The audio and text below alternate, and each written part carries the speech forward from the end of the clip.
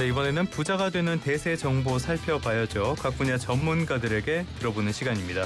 부자 대세 시간이고요. 오늘은 우리은행 WM 영업전략부의 이민지 대리와 함께하겠습니다. 대리님 어서 오세요. 안녕하세요. 5월이면은 종합소득세 신고의 달. 사실 저 얼마 전에 얘기 듣고 오늘까지 다 까먹고 있었습니다. 저도 해야 되는지 잘 모르겠는데 관련 문의하는 분들 요즘 연락 많이 옵니까? 요즘 연락이 정말 많이 옵니다. 네. 1년 중에 사실 가장 바쁠 때라고 보시면 되겠습니다. 그럼 이쪽 담당을 주로 하시는 거예요? 네네. 알겠습니다. 그럼 오늘 이게 자세하게 이야기 듣고 많은 참고가 될 것 같습니다. 자, 일단 내가 신고 대상이다라고 하면은 국세청에서 무조건 연락하는 거예요? 일단 세금 신고를 처음 해보시는 분들이 가장 많이 물어보시는 질문인데요. 내가 종합소득세 신고 대상일까라는 것 자체를 모르시는 분들이 많습니다. 네. 저 아직도 모르겠어요. 네. 근데 이제 신고 대상인 분들은 국세청에서 종합소득세 신고 대상자 올해는 1,285만 명에게 4월 말부터 5월 초까지 모바일을 통해서 신고 안내문을 보내줬습니다. 그래서 카카오톡 문자 메시지, 네이버 전자 문서로 발송을 했기 때문에 이걸로 좀 확인하실 수가 있고요. 비대면으로 못 보신 분들은 이제 우편을 통해서도 받으신 분들이 계십니다. 우편으로도 볼 수 있고 모바일로도 다 전달해주고 해서 이거 받은 사람들만 하면 되는 거예요, 신고는? 일단 기본적으로? 네. 근데 신고 안내문을 못 받았다고 해서 신고를 안 하면 국세청에서 봐주질 않습니다. 그렇기 때문에 내가 신고 안내문을 받으면 신고 대상자가 맞다고 생각하시면 되고 아니라고 해도 소득 자체는 내가 잘 챙겨서 신고는 해야 됩니다. 아니 자기들이 안 알려줘. 아무튼 세금 신고하면은 사실 저는 굉장히 어렵게 느껴져요. 연말정산만 해도 머리를 쥐어뜯으면서 하는데 간편하게 할 수 있는 방법도 있다고요? 네, 간편하게 할 수 있는 방법이 있는데요. 이거 모두 채움 신고라고 부릅니다.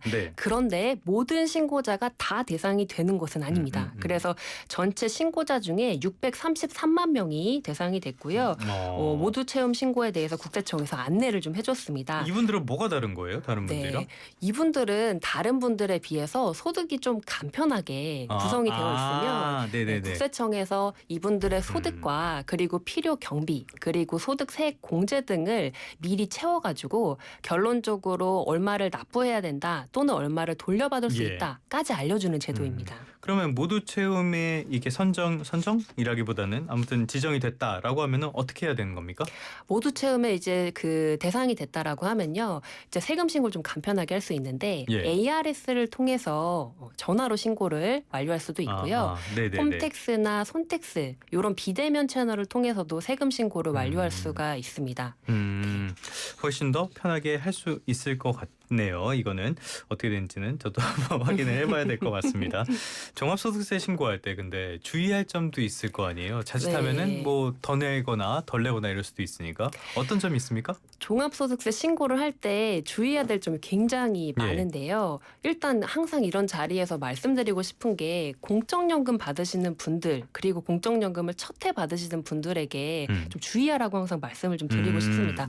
왜냐하면 이런 분들은 기존의 회사를 쭉 다니다가 은퇴를 하시고 이제 비로소 이제 국민연금을 받게 되시는 분들인데 사실은 한 번도 내 손으로 세금 신고를 해보지 않은 분들이 많습니다. 그렇죠. 회사에 다 해주니까. 네, 다 해주니까 내가 안 해봤는데 이런 분들 같은 경우에 만약에 은퇴하고 국민연금 소득만 딱 받으시는 분들은 사실 여전히 세금 신고를 안 하셔도 되거든요.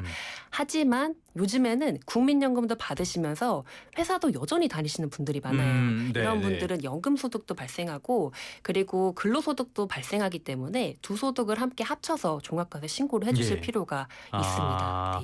알겠습니다. 공적연금을 처음 받는 분들 조심해야 된다. 이 내용은 꼭 기억하시는 게 좋겠고요.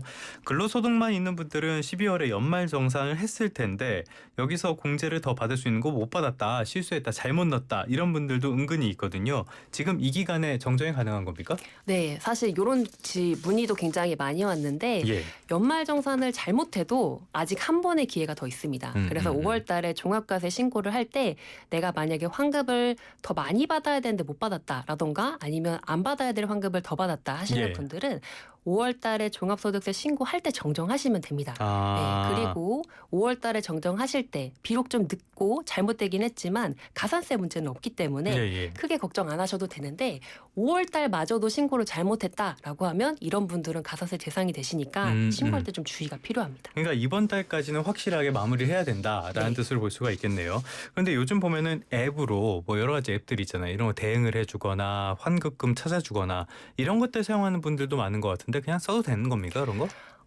사실 이용하셔도 되기는 하는데 요즘에 후기를 보니까 그 받아되지 않는 환급도 받아서 내가 이제 나중에 가산세 대상이 됐다. 이런 분들이 굉장히 많으시거든요. 네네네. 어플이 간편하기는 하지만 나를 속속들이 알지는 못하기 때문에 예. 신고가 잘못 들어가는 부분도 있다는 점을 또 유의하셔야 됩니다. 일단은 본인의 소득은 본인이 명확하게 챙겨야 된다라는 점으로 알 수가 있겠습니다. 내가 얼마 문지 모르겠는데 아무튼 그렇다면 특히 올해 특별하게 조심해야 될 건 어떤 게 있을까요? 네, 이것도 좀 말씀을 드려보려고 하는데요. 올해 일부 증권사에서 고객님의 금융소득이 잘못 보고가 된 게 문제가 된 게 있습니다. 네, 예. 예, 예. 그래서 이제 이렇게 잘못 보고가 되게 되면 무엇이 문제가 되느냐 하면 고객님들의 금융소득 종합과세 신고가 잘못 들어갈 수 있다는 것이 예, 문제입니다.